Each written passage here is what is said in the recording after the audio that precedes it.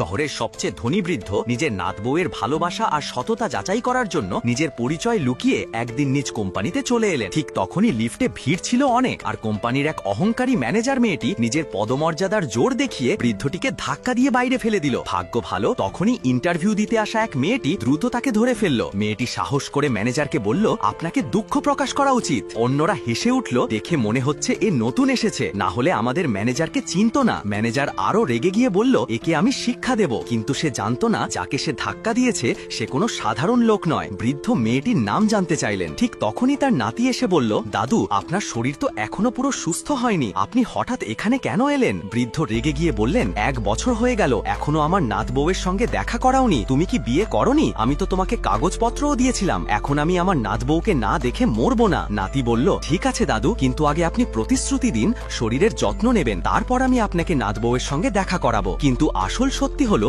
যে মেয়েটি আজ বৃদ্ধকে সাহায্য করেছিল সেই ছিল তার আসল নাত বউ। আসলে 1 বছর আগে নাতি বিয়ের জন্য পরিবারের চাপে পড়ে নিজের অ্যাসিস্ট্যান্টকে বলেছিল যে কোনো একটা মেয়েকে খুঁজে দাও, তাড়াতাড়ি বিয়ে করে ফেলবো। ওদিকে মেয়েটিরও টাকার প্রয়োজন ছিল তার দিদিমার চিকিৎসার জন্য, তাই সে রাজি হয়ে গেল। তাদের প্রথম দেখা হয় এক ঝগড়ার মধ্য দিয়ে। গাড়ি এমন চালাও, মরতে চাও? সরি, ভুল আমারই ছিল, ক্ষতি যা হয়েছে আমি দিয়ে দেব। সেই মেয়েকেই নাতির জন্য বেছে নেওয়া হয় এবং মেয়েটিও রাজি হয়ে যায়। বিয়ের শেষে তারা শুধু নম্বর বিনিময় করেছিল, তারপর আলাদা হয়ে গিয়েছিল। 1 বছর পর তারা ডিভোর্স নিতে যাচ্ছিল, কিন্তু দাদুর হঠাৎ ফেরা সবকিছু বদলে দিল। মেয়েটি ভেবেছিল এবার সে মুক্ত হবে, তাই ডিভোর্সের আগেই চাকরি খুঁজতে বেরিয়েছিল। আর তখনই ঘটে সেই লিফটের ঘটনা। দাদুকে খুশি করতে নাতি বলল, আমি আপনাকে নাত বউয়ের সঙ্গে অবশ্যই দেখা করাবো। দাদু বললেন, আজ আমি এক মেয়েকে দেখেছি, খুব ভালো, নাম সংশিনিং, ওকে কোম্পানিতে রাখো। নাতি বলল, দাদু, চাকরি তো যোগ্যতা দেখে দেওয়া হয়, যোগ্যতাই আছে, তাই তো ইন্টারভিউ দিতে এসেছে, আর মনও ভালো, আমি ওকে পছন্দ করি। ঠিক আছে, আমি ওকে রাখবো।